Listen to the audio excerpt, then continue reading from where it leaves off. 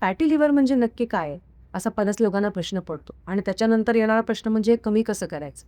तुम्ही जर तुमचा सोनोग्राफी रिपोर्ट पाहिला असेल, तर त्यामध्ये लिहिलेलं असतं, की तुम्हाला फॅटी लिव्हर आहे, ग्रेड 1 आहे, ग्रेड 2 आहे आणि बऱ्याच वेळेला आपण दुर्लक्ष करतो, की मी एक्सरसाइज करेन आणि ते निघून जाईल. पण फॅटी लिव्हर एवढी सिंपल गोष्ट आहे का? पहिलं जाणून घेऊया फॅटी लिव्हर म्हणजे काय आणि त्याचा इम्पॅक्ट आपल्या बॉडीवर केवढा मोठा आहे.